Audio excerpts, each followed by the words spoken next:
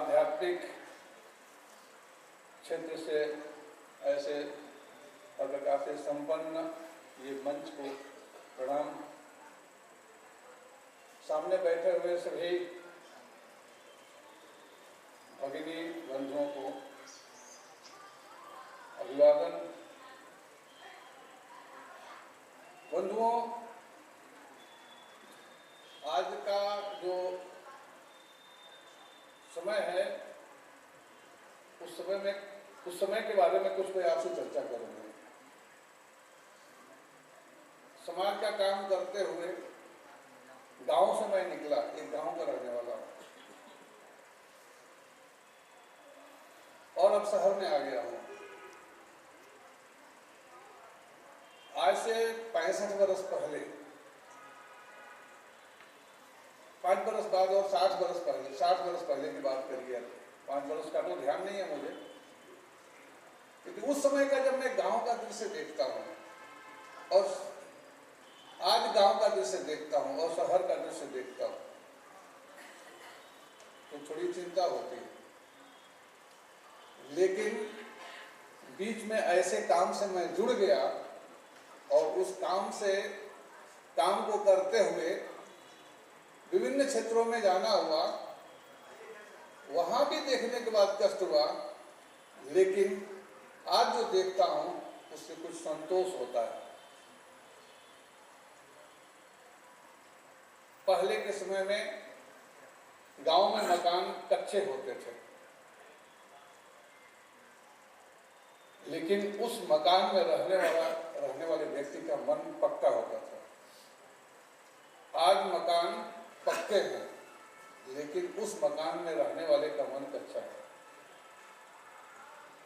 मकान गांव में छोटा होता था, लेकिन उसमें रहने वाले व्यक्ति का मन बहुत बड़ा होता था। गांव में हम थे तो एक दृश्य आता था कभी कभी कि खेत में काम करने वाला व्यक्ति जब दरवाजे पर आता था तो घर में पिताजी कहते थे कि जरा वो बोरा खींच लेना। उस व्यक्ति से कहते थे कि जरा वो बोरा खींच करके बैठ जाना। बैठ जाता था वो। भोजन का, जलपान का, जैसा भी समय, चाय का समय होता था तो उससे कहते थे कि देखो तुम्हारा बर्तन वहां पर है, ले लो। हमसे कहते थे कि जरा पानी ले आओ, दे दो। वो झूल लेता था, बैठ के खाता था, चाय पीता था, फिर वहीं रख के चला जाता था। आज वो पात्र घर में, गांवों में नहीं है, उस प्रकार का पात्र नहीं है। लेकिन उस समय आज का जो दृश्य है वैसा दृश्य नहीं था। जो हमारे घर में जो काम करने वाला व्यक्ति होता था, उसके घर में शादी विवाह होता था। कोई ऐसा प्रसंग आया तो घर का बुजुर्ग व्यक्ति 1 महीना पहले कहता था, गांव की भाषा में, देखिए हो उनके यहाँ कहिया बियाह बाटे, कहिया तिलक बाटे, कहिया होगन बा, उस दिन कोनो काम मत रखिए, उस दिन कोई काम मत रखना। और सवेरे वो जा करके उस घर का हालचाल सबसे बुजुर्ग व्यक्ति लेके चला आता था। दिन में 2 बार 3 बार अपने बेटे से, अपने नाती से पूछता था, तुम जाके देख लिया उनके अर्थी बटे न सब।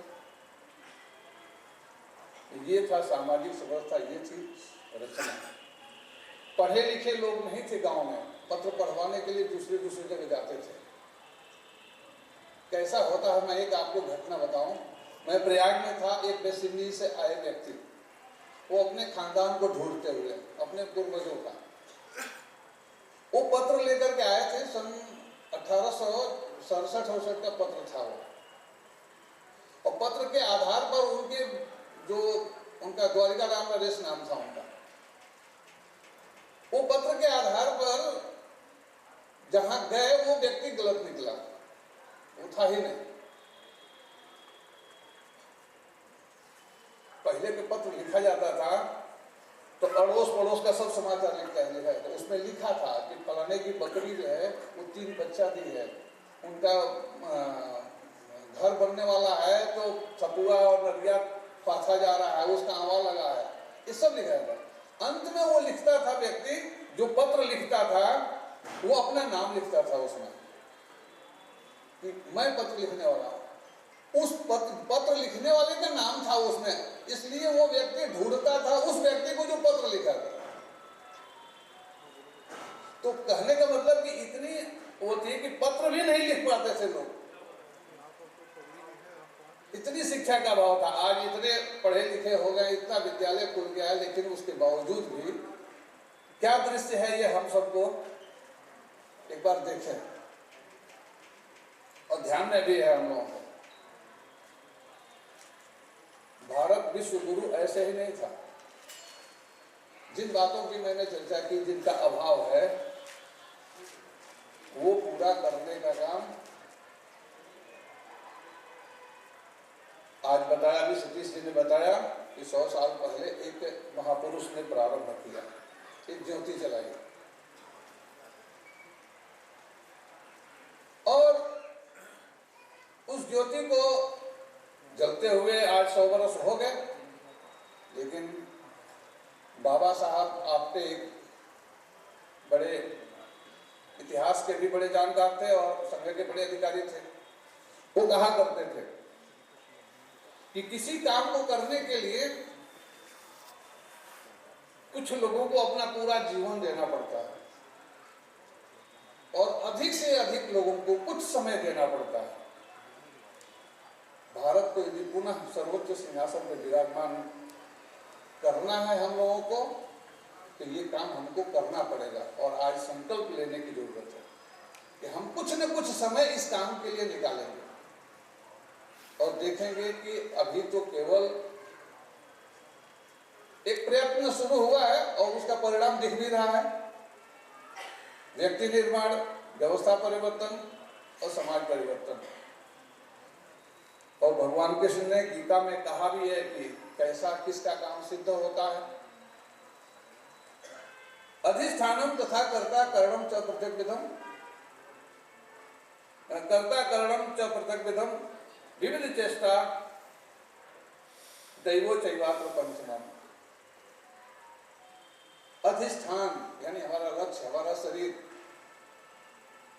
अधिष्ठान हमारा लक्ष्य क्या है, लक्ष्य तय कर लिया और उस लक्ष्य को प्राप्त करने के लिए हमने तय कर लिया, अपने को तैयार कर लिया, उसके लिए साधन जुटा लिया और उसके लिए प्रयत्न शुरू कर दिया।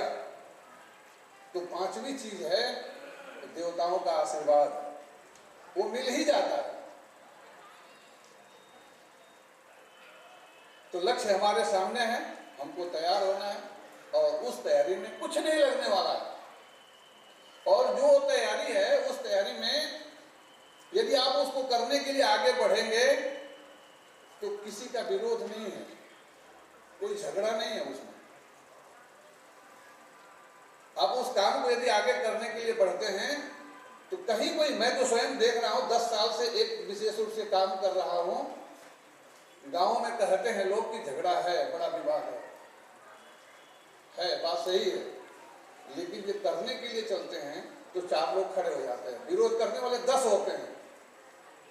शुरुआत में तो सब विरोध करने वाले, सब यही समझते हैं कि अरे ये अब कर रहा है तो ये अब प्रधानी के लिए लड़ेगा, प्रधानी करेगा, बीजेपी से लड़ेगा, ऐसे करेगा।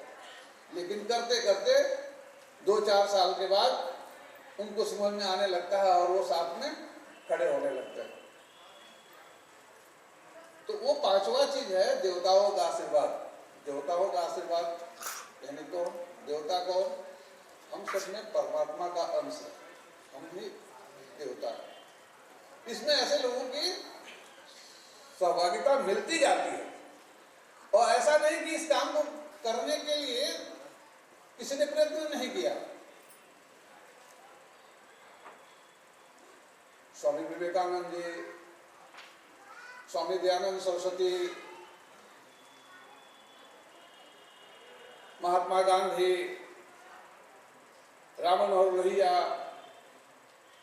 ऐसे अनेक महापुरुष हैं जिन्होंने अपना जीवन लगा दिया है। लेकिन दुर्भाग्य हुआ, देश स्वतंत्र हो गया और स्वतंत्र होने के बाद हमको क्या करना चाहिए, सत्ता में आने वाले लोग उसको भूल गए, उसको बिसरा दिया उन्होंने। उसके कारण और कठिनाइयां खड़ी हो गई। यदि वो ध्यान में रखते कि हम कैसे थे, हमारे पूर्वज कैसे थे, हमको क्या करना चाहिए, तो आज ये स्थिति नहीं होती। उसी को आगे बढ़ाने के क्रम में कोई भी व्यवस्था जो काम चल रहा है उसका कुछ स्वरूप दिख रहा है हमको समाज में, उसके कुछ उदाहरण भी खड़े हैं, उदाहरण से भी प्रेरणा मिलती है। लोग भी खड़े हैं, करने वाले भी लोग खड़े हैं उदाहरण के रूप में, और वो सामाजिक संस्थाएं भी खड़ी हैं जो समाज परिवर्तन के लिए, जो देश को, भारत माता को पुनः सर्वोच्च सिंहासन पर विराजमान करने में सक्षम है और आगे बढ़ रही है। लेकिन ये व्यवस्थाएं टिकती कैसे, टिकेगी कैसे? तो व्यक्ति से व्यवस्था बदली, व्यक्ति का जब निर्माण हुआ तो वो व्यवस्था बदला, जगह जहां जहां गया वहां जा करके वहां के व्यवस्थाओं में बदलाव किया।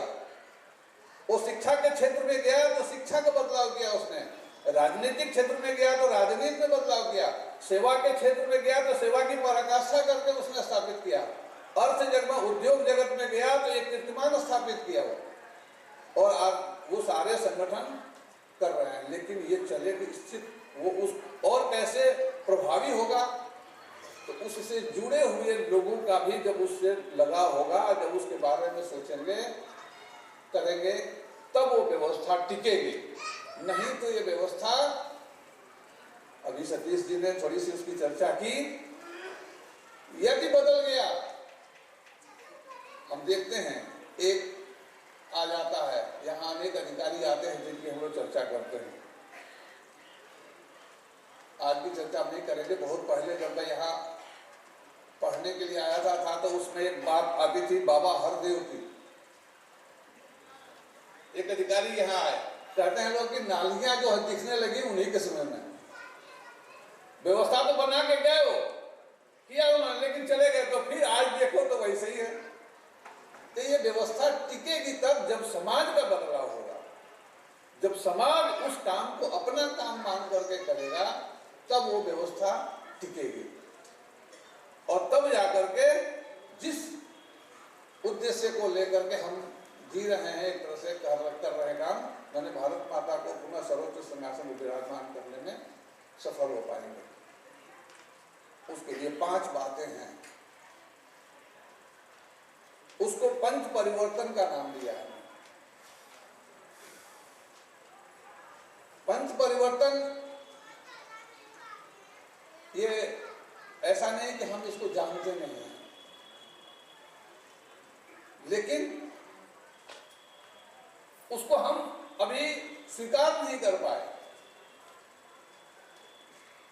और पंच परिवर्तन में भी पहले लिया जाए, कहीं से भी शुरू कर सकते हैं हम।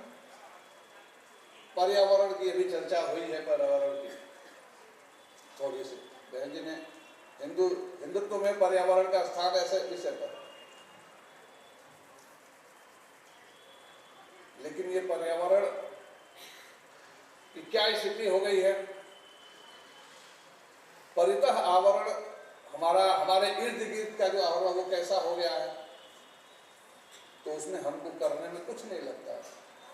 पहला काम हम शुरू कर सकते हैं, जिस चीज को हम बना नहीं सकते उसका हम उपयोग संयमित करेंगे, उसका हम दुरुपयोग नहीं होने देंगे। इसी से हमारा पर्यावरण बहुत सुरक्षित हो जाएगा। अब देखें, हम विचार करें दिनचर्या में कि कौन कौन सी ऐसी चीज है जिसको हम बना नहीं सकते।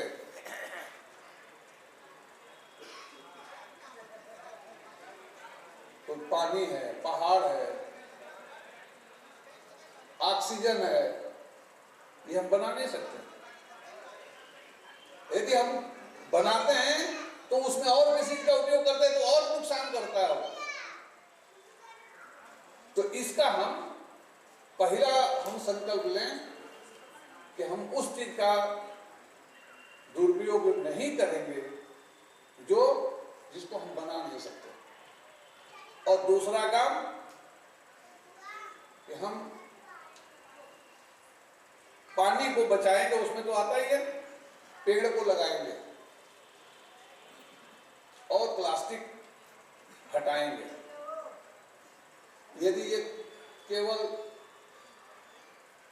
4 बातों का हमने ध्यान रखा तो हमारा पर्यावरण ठीक रहेगा।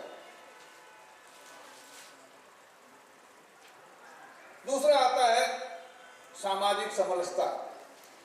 अभी सामाजिक समरसता पर भी चर्चा हो रही। आपको मैंने एक अनुभव बताया है कि कैसी स्थिति है, वो बर्तन नहीं है लेकिन झगड़े बहुत शुरू हो गए। और आज एक चीज और देखने को मिलता है, इसमें संघ के कार्यकर्ता हैं, वो करते हैं, लेकिन मैं उनसे भी आग्रह करूंगा, मकर संक्रांति आने वाला, हम लोग खूब खिचड़ी के दिन सहभोज करते हैं, लेकिन वो सहभोज केवल सहभोज तक सीमित रह जा रहा है। बस समय आया उस दिन मोहल्ले में से जा करके खिचड़ी मांग करके लाए, चावल मांग करके ले आए, एक जगह बनाए खाए। हम जिसको अब मानते हैं कि सामाजिक समरसता में इसको आना चाहिए, अनौपचारिक हम उसके घर जाते हैं क्या? हम उसको अपने घर अनौपचारिक बुलाते हैं क्या? और ये करने से बात बनती है। मैं स्वयं अपने को अपना उदाहरण बता दूं। एक मेरे मित्र यहाँ बैठे हुए हैं, इन्हीं के गांव की तरफ मेरी एक बहन ब्याही है। पहली बार जब मैं गया उसके यहाँ तो उन लोगों को पता चल गया कि मैं संघ का प्रचारक हूँ। घर में 3 पुरुष थे, तीनों में से कोई बैठ करके मेरे साथ भोजन नहीं किया। मेरी बहन सवेरे रोने लगी। मैंने जब पूछा, रात को शाम को पहुंचा था, और सवेरे जब पूछा मैंने कि कहाँ हैं लोग, विवाह के बाद पहली बार मैं गया था, प्रचारक हो गया था तो बाहर रहना होता था। एक बार अवसर आया था, मैंने कहा चलो हो आते हैं। ऐसा दृश्य हुआ मेरे साथ। और एक दृश्य हुआ कि यहीं पर मानस मंदिर के बगल में मेरा निवास भी है। मेरे बाबा जी का स्वर्गवास हो गया था और मेरे साथ एक कार्यकर्ता आया हुआ था। वो ऐसे जो आज का उपेक्षित समाज है, वो समाज से था, मेरे साथ भोजन करने के लिए बैठा था। और उसी समय मेरे चाचा जी ने पूछ लिया कि तुम्हारा नाम क्या है, नाम बताया, इसी में जाति। इतने में मेरे पिताजी ने उनको डांटा और कहा कि तुमको मालूम है ना कि चंद्रमोहन संघ का प्रचारक है, यदि घर में आता है ये और इसके साथ जो भी आते हैं, जहां ये खाएगा वहीं खिला सकते हो तो इसको बुलाना, और नहीं तो बता देना कि आप भी बताना। और आज तक फिर मेरे घर में कभी ऐसे पूछने की नौबत नहीं आई। तो मैं उदाहरण अपना इसलिए दे रहा हूं कि मैं उसका भुक्तभोगी हूं, और ऐसे करना पड़ेगा, नहीं तो ये हम चिल्लाते रहेंगे सामाजिक समरसता, और ये होगा नहीं। वनवासी क्षेत्र में मेरा काम करने का अनुभव है। एक जगह वनवासियों के बीच में बैठा था सोनभद्र में, वहां अपना संघ का काम नहीं था, कठिनाई थी। ऐसे एक बैठक चल रही थी, 2 लड़के देर से आए। मैंने पूछा, वो खा रहे थे कुछ, हमने क्या खा रहे हो, उसने बता दिया गुटखा खा रहा हो। और मैंने कहा कितना क्या करते हो, कितना कमाते हो, ऐसा। वो बिगड़ गया हमसे। और जो कार्यकर्ता उन सबों की चिंता करते थे, उसमें से एक कार्यकर्ता ने उनको बैठाने का प्रयत्न किया, तो गांव का बुजुर्ग खड़ा हो गया और कहा कि आपकी हिम्मत कैसे हुई इसको बैठाने की, कैसे हिम्मत होगी बैठाने की। हमारी भी समस्या होगी कि मैं ही बैठक लेने के लिए गया था। फिर मैं समझाया भी जाया। फिर मैंने उससे पूछा कि हम यहाँ कुछ करने के लिए नहीं आए, हम आपसे केवल संवाद करने के लिए आए, समझने के लिए आए हैं कि हम आपका सहयोग कहाँ ले सकते हैं और मैं कहाँ आपका सहयोग कर सकता हूँ, इसलिए बैठा। आप अपना नाम बताओ। उसने बताया रमेश रैक्सन। दूसरा लड़का था, उससे मैंने पूछा तुम्हारा नाम क्या है? उसने बताया कि विनय विक्टर। समझ में आ गई मुझे। फिर मैंने उसके बाबा जी से पूछा, बाबा जी जिन्होंने झगड़ा किया था, वो हल्ला करने लगे थे, आपका नाम क्या है? तो उन्होंने बताया हंसराज बेंगा। तो हमने कहा कि आप बता रहे हैं कि हंसराज बेंगा मेरा नाम है और ये लड़का बता रहा है मेरा विनय विक्टर, रमेश रैक्सन, ये क्या है? तो मैंने पूछा कि ये पूजा करता है क्या? जो आपकी देवी देवता को मानते हैं वो मानता क्या? नहीं। हमने कहा कि अब मानेगा भी नहीं। अरे नहीं मानेगा, क्यों नहीं? हमने कहा नहीं मानेगा ये। तो समस्या ये हो जाती है कि हमारे ही बीच का व्यक्ति जब हमारी दूरी बनती है तो विनय विक्टर हो जाता है, रमेश रैक्सन हो जाता है। और विवेकानंद जी कहा करते थे कि अपने समाज से व्यक्ति जो दूर होता है वो अपने समाज की संख्या नहीं कम करता है, एक दुश्मन खड़ा हो जाता है। तो हम उत्सव तो बना लेते हैं, उत्सव में चले जाते हैं, बाबा साहब अम्बेडकर की जयंती मना लेंगे, रविदास जयंती मना लेंगे, उनके यहाँ चले जाएंगे, मंच में बोल देंगे, सब कर देंगे। लेकिन हम उनको, उनके लिए हमारे हृदय में जगह है क्या? उनके लिए हमारे घर में जगह है क्या? या हमारी स्वीकार्यता उनके यहाँ है क्या? इस सामाजिक समरसता की आवश्यकता है। इसमें लगता कुछ नहीं है, जाएगा कुछ नहीं। कुटुंब प्रबोधन तीसरा विषय आता है, कुटुंब प्रबोधन। कुटुंब ही प्राथमिक पाठशाला है। अभी मैं बहन जी से मिल गई तो मैंने चर्चा किया इनसे। 2007 में इनकी पहली पुस्तक मैंने पढ़ी थी, तेभ्य सौधा, और मैं जा रहा था ललित जालौन, ट्रेन में मैं उठाया और दूसरे दिन बैठक थी मेरी, रात नींद आ गई, रात में सो गए देर तक, लेकिन दूसरे दिन बैठक के पहले लगा कि इस पुस्तक को कैसे जल्दी खत्म करें। और उस पुस्तक को 25-26 बहनों को मैंने भेंट किया है और कुछ नहीं तो 100-150 लोगों को पढ़वाया है मैंने वो पुस्तक। उस पुस्तक का नाम है तेभ्य सौधा। अब इस प्रकार की पुस्तक का पठन पाठन ऐसे घर में होता है क्या? ये कुटुंब प्रबोधन में आता है। हमारे परिवार की कैसी स्थिति हो गई है? हमारे परिवार ही हमारी पहली पाठशाला है। आज जो जितनी कठिनाइयां कमियां दिख रही हैं वो केवल हमारी परिवार जो संस्था है वो कमजोर होने के कारण और उस पर ध्यान न होने के कारण वो सारी समस्याएं हैं। यहाँ पुराने कार्यकर्ता जब जानते हैं उनको, डॉक्टर शंकर विनायक तत्ववादी जी को, यहाँ बीएचयू में फार्मेसी में प्रोफेसर रहे, 5 साल पहले बीआरएस लेकर के संघ के काम से चले गए इंग्लैंड।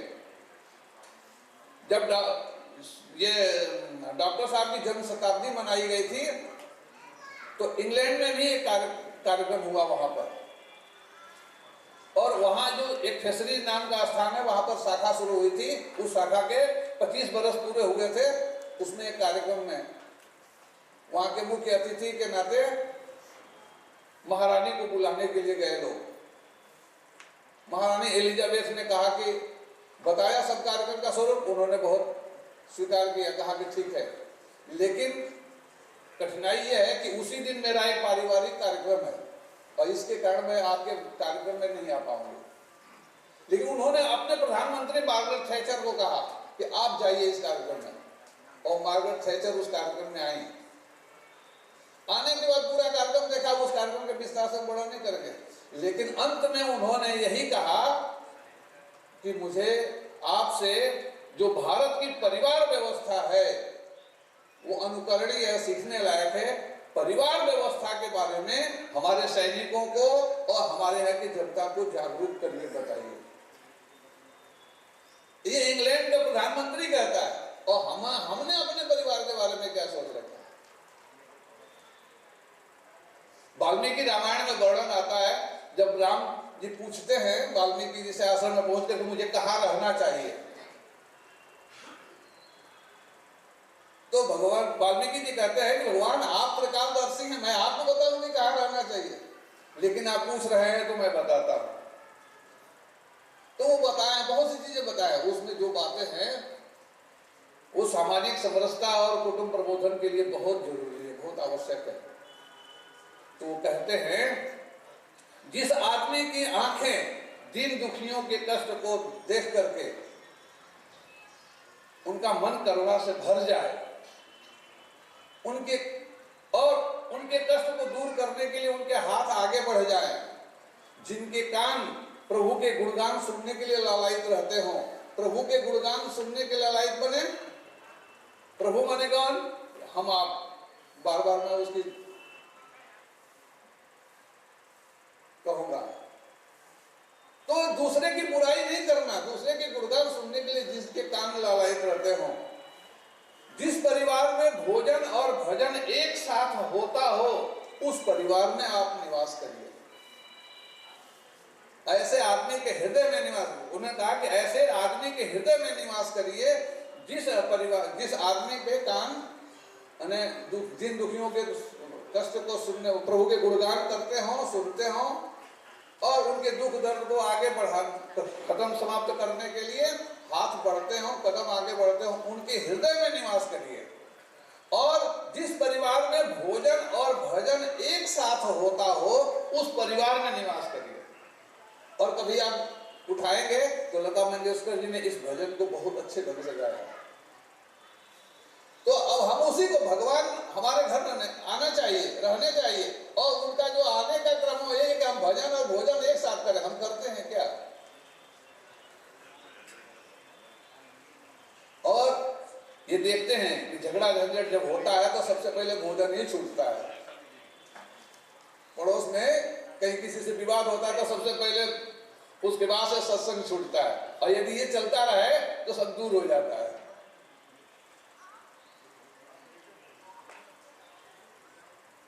तो ये परिवार जो संस्था है हमारी, ये कुटुंब प्रबोधन उसी में आता है। अब उसकी चर्चा विशेष आगे आप करेंगे, मोहल्ले में, कॉलोनियों में आयोजित करिए, घर के लोग बैठिए, मोहल्ले के लोग बैठिए, सप्ताह में एक बार घर में वातावरण बनाइए। कैसा पहले था, आज कैसा हो गया है, शिक्षा का ही वो अभाव है। आज घर के लड़के को हम क्या सिखाते हैं? स्कूल जाता है तो हम उसको टाटा बाय बाय करते हैं, क्या उसको मिलेगा? आप देखते हैं कि जो व्यक्ति हाथ जोड़ करके प्रणाम करता है और सामने वाला प्रणाम करता है, उस समय दोनों की स्थिति कैसे रहती है? हाथ दोनों एक दूसरे का तुरंत कंधा पकड़ लेते हैं। लेकिन वो थोड़ा सा झुक गया, पैर छू लिया, तो छूने वाला व्यक्ति जैसे झुकता है दूसरा उसको उठा लेता है। और यदि वो साष्टांग प्रणाम कर लिया, एकदम लेट गया, तब तो फिर उसको लगता है कि ये तो, उसको एकदम उठा के गले लगा लेता है। और गले लगाने का मतलब क्या होता है कि उसको अपने पास जो कुछ है देने का उसके मन में आ जाता है कि इसको दे देना चाहिए। ये आज घर में बालक परिवार में ऐसा हम संस्कार देते हैं क्या?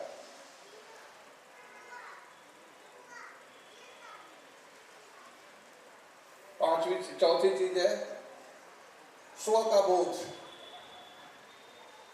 कुटुंब प्रबोधन की श्यामा प्रसाद मुखर्जी के पिताजी आशुतोष मुखर्जी, अंग्रेजों ने कहा, वो कर्नल उसमें वायसराय था, उसने कहा कि आप इंग्लैंड जाओ, पढ़ करके आओ और सेवा करो कुछ सरकार की। तो उन्होंने कहा कि मुझे माँ से पूछना पड़ेगा। माँ से पूछना पड़ेगा? माँ तुम्हारी?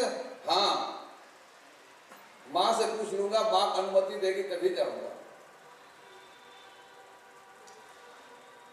जयप्रकाश बाबू इंग्लैंड गए थे रिसर्च करने, पीएचडी करने के लिए। पीएचडी का काम शुरू किया, माताजी के समाचार मिला, माताजी की तबीयत खराब कर, तुरंत दूसरे दिन अपना बोलिया बिस्तर बांध के चलने की तैयारी। मित्रों ने कहा कि कब लौटोगे? तो उसने कहा कि माँ की तबीयत खराब है, जाके देखता हूँ क्या स्थिति रहेगी, माँ की सेवा पहले। बाद में पीएचडी, और जयप्रकाश बाबू का पीएचडी पूरा नहीं हुआ। ये परिवार के, ऐसा परिवार की रचना खड़ा करना। स्वदेशी का भाव, स्वदेशी का आचरण। मैं यहाँ महानगर प्रचारक था, 95 में मेरा गला खराब हो गया, डॉक्टरों ने बोलने से मना कर दिया। एक अवसर आया, मुंबई में एक डॉक्टर के पास चिकित्सा के लिए मैं गया, बोलने से मना कर दिया कि नहीं बोलना है, लेकिन चिकित्सा शुरू हो गई, बोलता नहीं तो जाके बैठा रहता था उनके। एक कक्षा 7 में पढ़ने वाला और एक 10 में पढ़ने वाला जो बालक आए, एक बालिका थी, 7 में पढ़ने वाली बालिका थी और 10 में पढ़ने वाला बालक था। उसकी माँ लेकर के आई थी। वो लड़की गई रिसेप्शनिस्ट के पास, पर्ची लेकर के, पर्ची बनवाने, पर्ची बनाई, वो पूछने लगी, अंग्रेजी में बात करने लगी। अंग्रेजी में बात कर रही थी वो, लेकिन अंग्रेजी में अच्छी बात नहीं कर पा रहे थे। उसने उससे पूछ दिया कि किस भाषा में, किस मीडियम से पढ़ती हो, तो उसने बताया कि मैं गुजराती मीडियम से पढ़ती हूँ। तो वो रिसेप्शनिस्ट जो पर्सियन थी, उसने उसे कहा, लगी बोलने, कैसे होते हैं लोग, लड़कियों को हिंदी मीडियम, गुजराती मीडियम से पढ़ाते हैं, लड़कों को इंग्लिश मीडियम से पढ़ाते हैं, और लगी बहुत उल्टा सीधा बोल रहे। उसकी माँ सुन रहे थे, सुनते सुनते आजीज हो गई और जाकर के पूछी, डांटी उसको, कहे कि मेरे बच्चे हैं, मैं अपने बच्चे की शादी गुजराती परिवार में करूंगी। उसने बताया कि मैं गुजराती माने अध्यापिका, गुजराती विषय का, और अपने उसके पिताजी अंग्रेजी के अध्यापक थे। हमारे घर में दोनों माध्यम है, लेकिन तुम कौन होती हो सिखाने वाली कि हाँ अंग्रेजी मीडियम से पढ़ना चाहिए? और उसने पर्चा फाड़ दिया। उसने कहा कि मेरे लड़के को डिमोरलाइज कर रही हो तुम। बहुत डांटा और पर्ची फाड़ दिया। कहा कि अभी डॉक्टर आते हैं, तो डॉक्टर कांति एन पटेल मेरा हाउस में थे, वो डॉक्टर आते हैं, तभी मैं उनको बताती कि तुम यहाँ रिसेप्शन रूम में बैठी हो कि तुम ये बताने वाले किस भाषा में पढ़ना चाहिए। तो हमारा कैसा हो गया है, हम कैसा अपने बच्चों को, और हम कैसा उपयोग कर रहे हैं, सो भाषा का भूल गए, सो भूषा भूल गए, वेशभूषा भूल गए, खान पान भूल गए, भजन भूल गए, कहाँ जाना चाहिए ये भूल गए।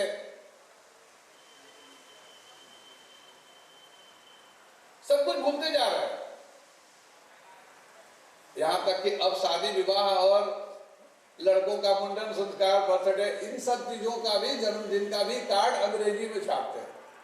अंग्रेजी में समझ में नहीं आता है, लेकिन अंग्रेजी में छापते हैं, अंग्रेजी में भेजते हैं।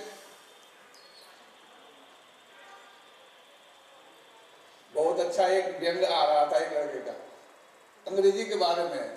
उसने कहा अंग्रेजी सिखाने वाले को कि अंग्रेजी ठीक नहीं है। कहे क्यों?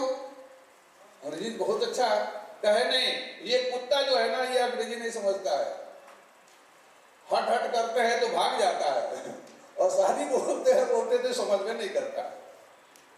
लेकिन इतना व्यंग है इस प्रकार का। लेकिन हम अपने घरों में कैसा माध्यम अपनाते हैं, किस प्रकार की चीजें हम अपने इर्द गिर्द रखते हैं।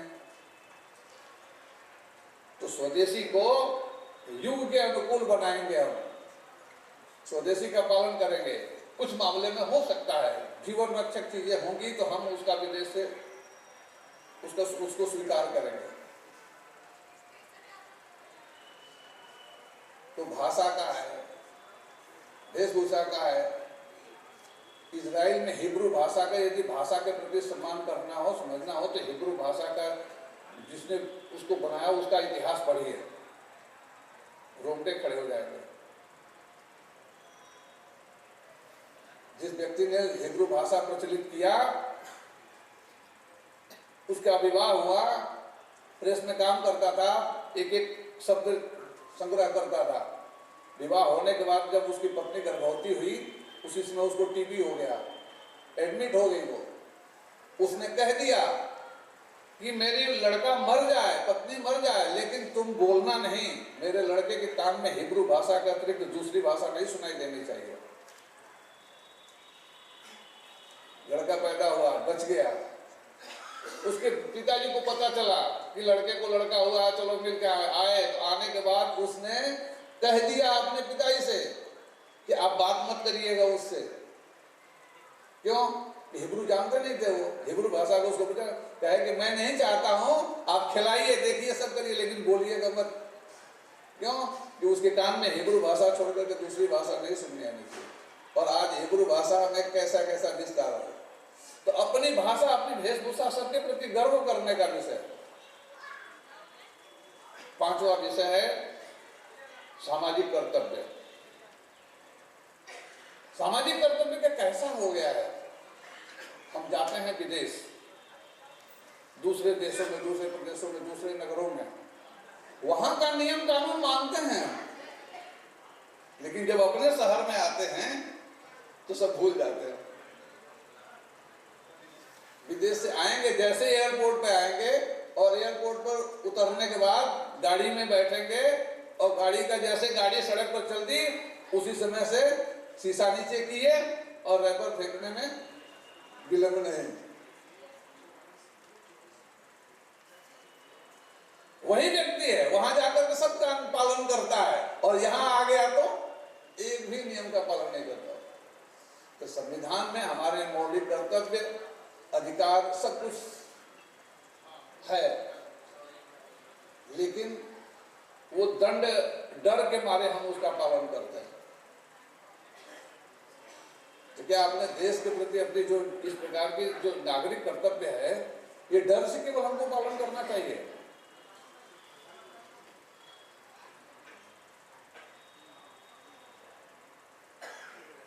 कैसा होता है डर का? दूसरा एक होता है स्वयं उसको स्वीकार कर लेना। एक जो नैतिकता है वो सिखाने की जरूरत नहीं पड़ती है। हमारे एक अधिकारी थे मोरोपन पिंगले जी, वो बहुत मजेदार कहानी, एक घटना बताते थे। एक पढ़ा लिखा परिवार शहर में रहने लगा, तो परिवार में कभी कभी खटपट हो जाता था थोड़ा बहुत। तो वो उन लोगों ने, पति पत्नी ने, दोनों ने तय किया कि देखो अब ये खटपट ना हो, इसके लिए कुछ एक परिवार में कानून बना लिया जाए, व्यवस्था बना लिया जाए। ठीक है, सहमति से दोनों ने बनाया, एक संविधान बना लिया घर का और उसके अनुसार जीवन चलने लगा। इसी बीच में गांव का एक व्यक्ति आया और उसने सुन रखा था कि अपने गांव का एक व्यक्ति वहां पर उस शहर में है, अधिकारी है, चलो उससे मिलते हैं। आया, वो मिला ऑफिस में मिला तो पति महोदय ने जो सज्जन थे उन्होंने पूछा कब तक रहोगे? उसने बताया कि कल तक रहूंगा, अभी दोपहर का भोजन का क्या है? भोजन तो नहीं हुआ है। अच्छा रुको। तो उसने एक पत्र लिखा, घर में नौकर से भिजवाया कि संविधान परिवार की संविधान की धारा इसके तहत 2 लोग गांव से आए हुए हैं लोग, उनका भोजन होना है। पत्नी ने पढ़ लिया, उसने उसी कागज को पलट के लिख दिया कि परिवार की संविधान की धारा इसके तहत 2 लोगों को भोजन कराने के लिए 3 घंटा पहले सूचना देना है। 3 घंटा पहले सूचना दीजिए तो मैं भोजन बना रहा हूं। तो परिवार ऐसे नहीं चलता है, समाज से। ये कुछ जो कर्तव्य है वो लिखित के आधार पर नहीं चलता है, कुछ समझदारी भी चाहिए। तो ये समझदारी कैसे विकसित होगी? मैं 2 घटनाएं बताऊंगा। मैं अपने गांव में जब रहने लगा तो छोटा था तो ध्यान में नहीं आता था। अब गया तो 55 वर्ष की आयु में गया था। गांव में एक व्यक्ति की मृत्यु हुई हरिजन बस्ती में। अब मैं एक काम करने लगा था तो लगाव भी हो गया था, मैं भी चला गया उनके साथ घाट पर गया तो क्या देखा मैंने कि जिसके घर के मृत्यु हुई थी उसके घर के लोग कुछ नहीं कर रहे हैं। उसमें लकड़ी वगैरह सब गांव, वहां तब बताया उसने, गांव में ही मैं नहीं जानता था। हमारे गांव में जो हरिजन बस्ती है उसकी विशेषता है कि किसी की मृत्यु होगी तो उस मृत्यु में लकड़ी और भोज वगैरह का उस समाज के लोग मिल करके करते हैं। वो कहीं लिखित पढ़त में नहीं है। पिछले दिनों मैं झांसी गया था तो झांसी में अपने कार्यकर्ता उनके साथ में हॉस्पिटल चला गया, तो वहां पर एक बीन बजाने वाले, चिड़िया पकड़ने वाले, ऐसे बगाई करने वाले बहुत हैं लोग। तोतों का व्यापार बहुत बड़े पैमाने पर झांसी में होता है। एक व्यक्ति था जो उसका बालक एडमिट हो गया हॉस्पिटल में, और हॉस्पिटल में एडमिट हुआ, आईसीयू में एडमिट हुआ, और प्रतिदिन उसका खर्च, बस अपनी बात समाप्त करूंगा मैं, वो एडमिट हुआ तो प्रतिदिन का खर्च लगभग 7,000 रुपये था। संचालक जी ने उनसे कहा कि देख लिया उसको, थोड़ा परिचित नहीं था, मैं कर देता हूं। तो उसने कहा कि नहीं, आप नहीं करेंगे। उस समाज का जो मुखिया है उसने अपने मोहल्ले के, अपने समाज के लोगों से कहा कि 10 रुपया प्रतिदिन यहां हमारे यहां दे जाना, और वो इकट्ठा करने लगे। एक दिन में उस प्रतिदिन 10-10 रुपया देना, 7,000 रुपया आ जाता था, 8,000 रुपया आ जाता था, उससे होता था। तब उसने बताया कि हमारे समाज में जो ये जादूगर दिखाने करने वाले लोग हैं और जो चिड़ियों को पकड़ने वाले लोग हैं, इन समाज में हमने तय किया है कि किसी के घर में किसी की तबीयत खराब होगी तो उसके घर से पैसा नहीं, वो तो दुखित है बेचारा, खो दे। अब ये कहीं लिखा पढ़त में नहीं। तो नागरिक कर्तव्य है।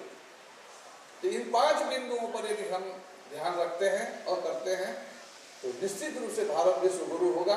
प्रभु से प्रार्थना करूंगा कि वह हम सबको शक्ति दे कि हम उस लक्ष्य को करने के लिए कुछ कर सकें, क्योंकि कहा भी गया है, एक देश से